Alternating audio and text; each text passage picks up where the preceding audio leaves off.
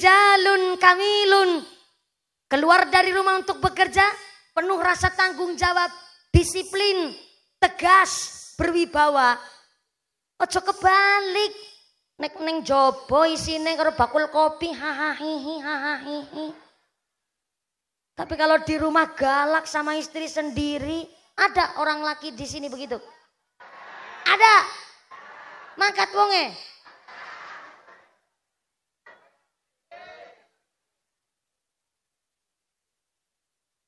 Seorang suami kata Nabi keluar dari rumah apa malah jadi kombes. Rijalun kamilun, berwibawa, penuh rasa tanggung jawab. Tapi ketika pulang dari kantor Kuala Lumpur, suami pulang dari kantor ketemu anak istri di rumah, katiflin kata Nabi. Pak Kombes mohon izin. Di kantor rijalun kamilun, tegas. Tapi kalau di rumah katiflin, seperti anak kecil yang bermanja dengan ibunya. Lemah lembut kalau di rumah. Biar anak ngelendot juga sama bapaknya. Gak cuma ngelendotnya sama ibunya. Bu Haja Lilis langsung. Ternyata benar di mana-mana anak laki itu senangnya ngelendot sama ibunya. Betul ya Mas ya?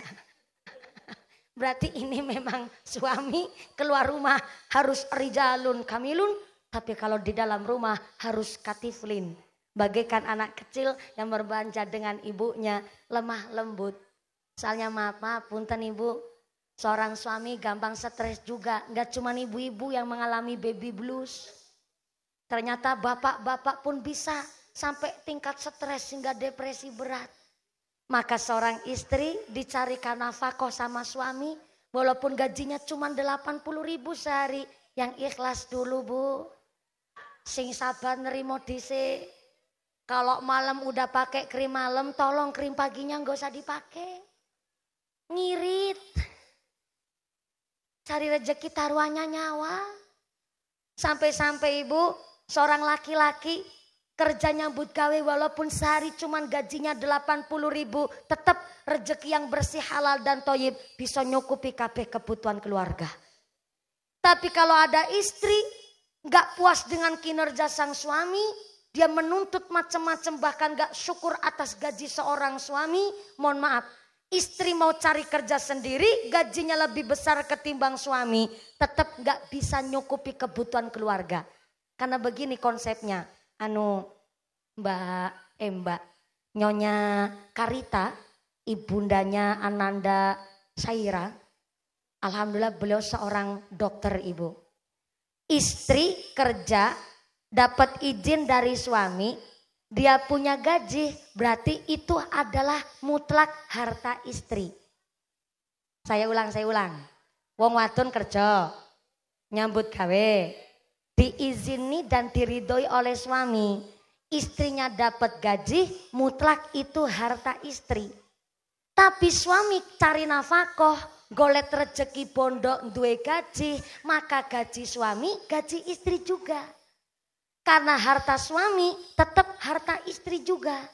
Mulane kenging nopo, seorang suami tanggung jawabnya berat luar biasa. Suami cari nafkah, di dalam nafkah yang dicari suami itulah rezeki seorang perempuan. Mulane wong wadon kerja uli gaji dhewe, suami kerja nyambut gawe, gaji suami, gaji istri. Mantep enggak tuh? Mantep bener bu. Ya ampun. Ora stres kepriwe ngene dadi wong lanang. Maka maaf punten, kalau ada seorang istri kok gak puas dengan kinerja suami, bahkan dia ngeluh. Hei bojoku, jare dadi polisi malah uripe rekasa. Menye waktu lagi gadis, mangan apa baik keturutan. Jajan apa baik oke. Bareng siki dadi bojo polisi malah anaknya 3,5. Sing 3 wis nang jaba setengah sing nang jero weteng. Iki gaji pas-pasan pirang boro tuku skincare. Kadang-kadang tuku susu be nggo bocah ora cukup. Tuku popok be mung separo. Separuh bungkus. Pancen bener wong lanang ora becus gone nyambut gawe. Ketika ada seorang istri ngeluh seperti itu, dia kepingin cari nafkah sendiri, silakan. Tapi kalau sifat istri adalah dinafkahi, bukan menafkahi. Kalau sifatnya istri ingin menafkahi keluarga, gak usah jadi istri, jadi rondo baik. Iya bu, rondo cerai mesti rata-rata sugih. Kenapa rondo cerai rata-rata sugih? Karena orang kuat dikuat-kuatno. Dia ingin membuktikan kepada sang suami dia mampu menghidupi diri sendiri. Orang sugih kepriung mikiri wetenge dhewe. Mula rata-rata rondo cerai sugih, orang kuat dikuat-kuatno. Dandani gendeng bocor bisa klopo pinter. Nggawa gas LPG kuat kesambar mbledek si urip.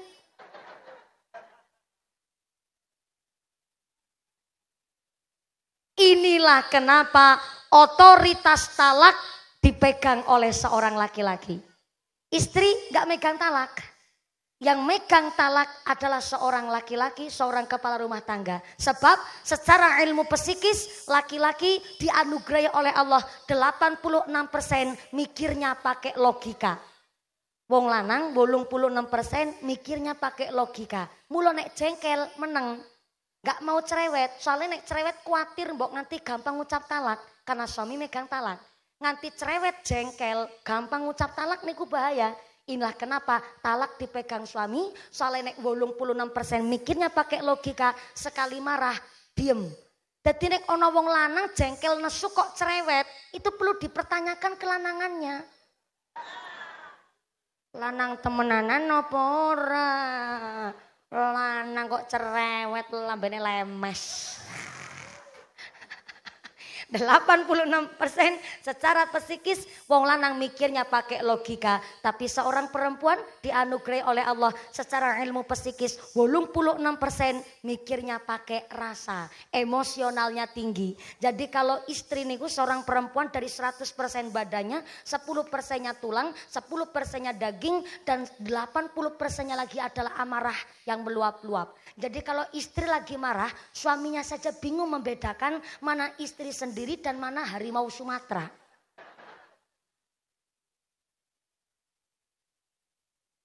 Wong wadon nek nesu, ngene ngecomprang kaya kenal pot bocor.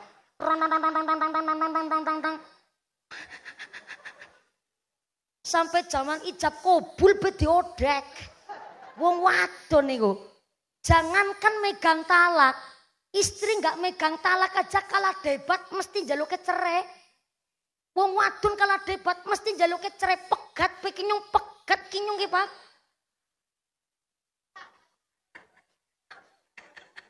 Istri kalah debat njaluke cerai pegat penyung ki pegat nyung ki Pak.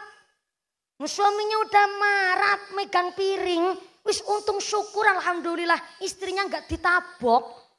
Mesti lanang bis ngamang-ngamang piring kok masih wadon nantang pateni bebenya pateni nyunge.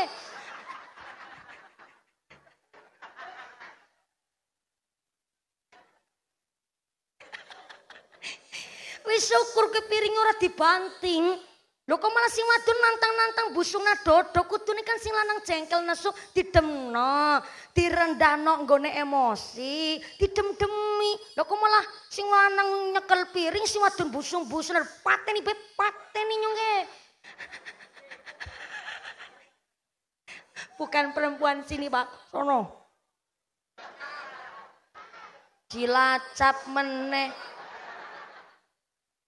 Walaupun saya tukang ceramah Pak, besok kalau saya udah punya suami, eman banget karo bojoku Pak.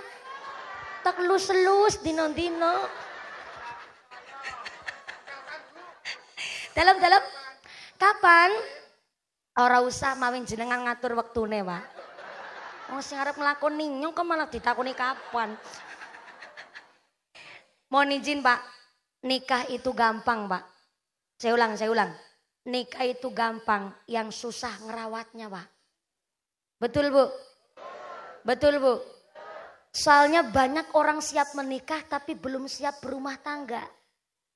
Makanya ini mantunya Pak Kombes umurnya 25 tahun baru nikah. 25 Pak. Saya pitu likur.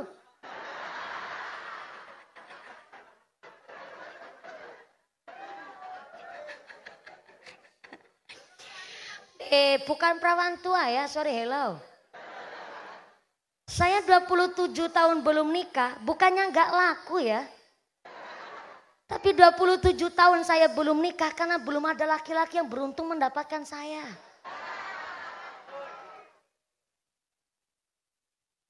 Ada yang ngomong lagi di belakang, mulane ojo kakean milih mumpuni. Loh, nikah kok nggak milih? Jangankan putrinya Pak Kombes, jangankan mumpuni seorang public figure, putri Anda nikah, kuwi kudu milih. Nek ora milih uliek grandongan nyang-nyangan lho.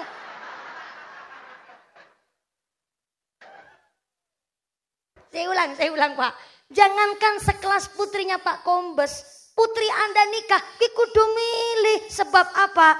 Seorang laki-laki, seorang suami, seorang kepala rumah tangga, Mas Lalen. Sio Ladi. Mas Sio Ladi yang mana nih? Oh iya, langsung acu mantep banget, Bang.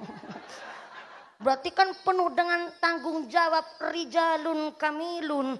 Mas Sio, ternyata seorang laki-laki tanggung jawabnya berat luar biasa.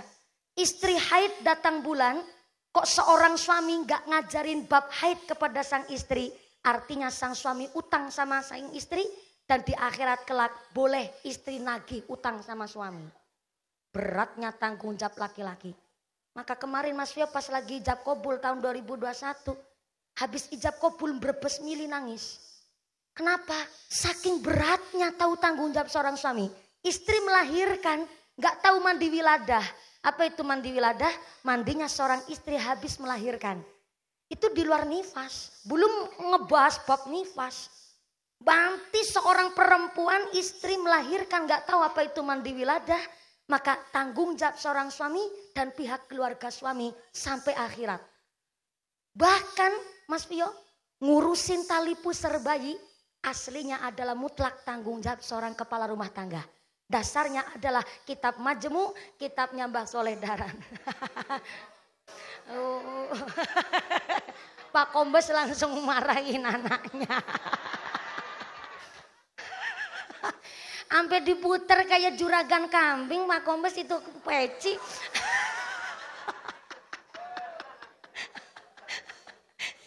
Sampai langsung ngemarahin anaknya sendiri. Tuh dengerin, yang ngurusin tali pusar malah ibu. Seneni anaknya lanang. Tapi ini tanggung jawab suami dan pihak keluarga suami. Niku ngaten niku. Jadi berarti pihak keluarga suami, ibunya Mas Vio kemarin juga ikut maringi pengarahan sama putri mantunya. Niki memang tanggungan aturannya seperti itu. Dasarnya apa? Dasarnya di kitab Majmu, kitabnya Mbah Soleh Darat. Jadi kalau ada seorang laki-laki ngurusin tali pusar anak sendiri kok punya rasa jijik. Kayak termasuk ganti popok gak mau. Ketawanya nih pada penuh dengan mencurigakan. Ya gak apa-apa, namanya juga ngajinya bab tedak siten Pak.